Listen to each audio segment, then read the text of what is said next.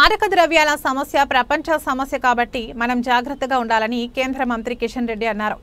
Vision 2047 professional foundation అధ్యక్షులు హరిచరణ్ ఆధ్వర్యంలో batting drug abuse in India అవగాహన కార్యక్రమం నిర్వహించారు.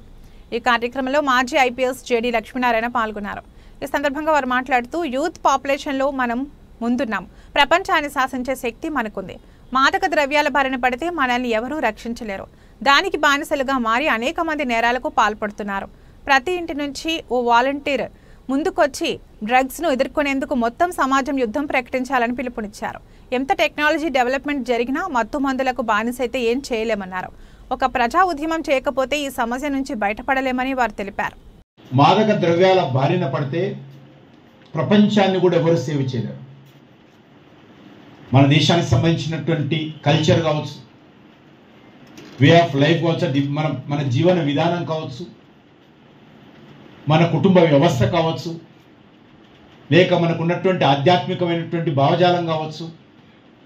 ఈ నేపథ్యంలో మరి వీటిని కూడా డామినేట్ చేస్తూ అనుకున్నటువంటి మన కల్చర్ కావచ్చు, మన ఫ్యామిలీ సిస్టమ్ కావచ్చు, మన వే ఆఫ్ లైఫ్ కావచ్చు, ఆధ్యాత్మిక భావజాలం కావచ్చు, ఇవన్నీ దీన్ని కూడా డామినేట్ చేస్తూ ఈరోజు డ్రగ్స్ ముందుకు వచ్చినట్లయితే ఎవరు కూడా మన దేశాన్ని రక్షించలేరు. చట్టాలతో మార్పు రాదు, చట్టాలు కావాలి, కఠినమైన చట్టాలు ఉండాలి. ఈరోజు నేరం చేస్తున్నటువంటి వాళ్ళు చట్టం తెలియక నేరం చేయడం లేదు. చట్టాలు ఉన్నాయి, జైలుకి వెళ్తామని తెలిసి కూడా బరి తెగించి బానిసలుగా మారి ఈరోజు ఈ రకమైనటువంటి నేరాలు చేస్తున్నారు. కాబట్టి ఒకటి చట్టాలు ఉండాలి, చట్టాలతో పాటు మానవ సంబంధాల ద్వారా, కుటుంబ సంబంధాల ద్వారా, కుటుంబ వ్యవస్థ ద్వారా ఏ ఇంటికి ఆ ఇంటికి ఒక వాలంటీర్ రాకపోతే ఎవరు రక్షించలేరు. 1.7% of the children and adolescents are taking drugs in the form of inhalation. 8.5. Now you just calculate all put together around, if I'm not wrong, around 25 crore individuals. This is the survey conducted in the year 2018. I am talking 7 years before. This is 2025. Now this number must have gone at least minimum 10 to 15% more. So the number could have been around 35 to 40 CR. Out of 150 crore, around 150 crore Indian population, 1/4 of the Indian population consumes drugs. Just think about the nation. That is why the reason we have to concentrate on the drug abuse. Not only that, the government has also came forward and they are making certain policies. And the Ministry of Social Justice and Empowerment Departments, they have introduced certain policies, actually drug dependence reduction policies.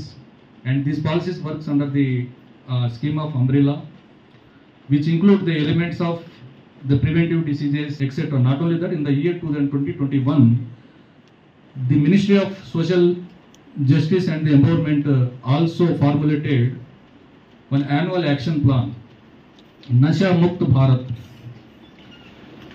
It is to be implemented in 272 districts across the India, and they have identified these districts more vulnerable in terms of drug abuse.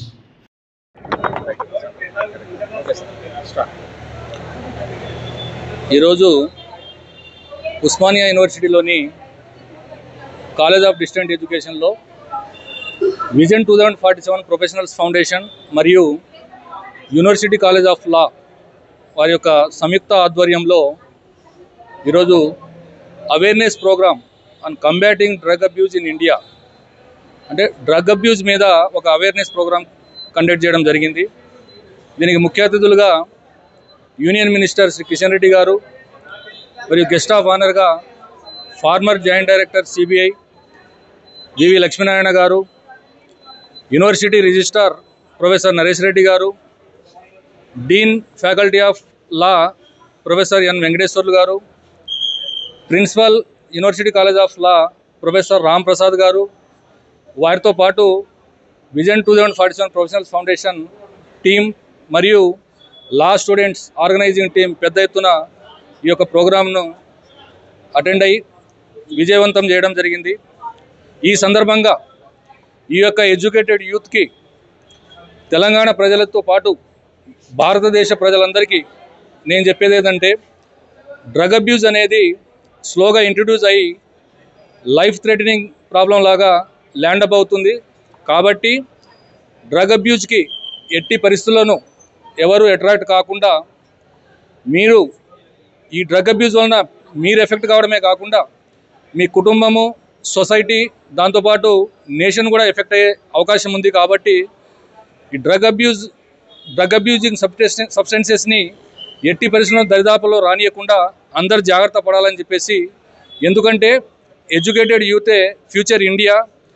భారతదేశము 2047 కల్లా ఏదైతే Viksit Bharat developed నేషన్గా చూడాలని ప్రతి ఒక్క భారతీయుడి కళ ఉందో అవన్నీ నెరవేరాలంటే ప్రతి స్టెప్లో మనం జాగ్రత్త పడాల్సిన అవసరం ఉంది. ముఖ్యంగా ఈ అబ్యూజింగ్ డ్రగ్స్ మాత్రం ఎట్టి పరిస్థితుల్లోనూ లోన్ కాకుండా కేర్ తీసుకుంటూ మీ జీవితాలను కాపాడడంతో పాటు మీ ఫ్యామిలీ మరియు సొసైటీ మరియు దేశాన్ని కూడా కాపాడాల్సిందిగా ఈ సందర్భంగా నేను తెలియజేస్తున్నాను.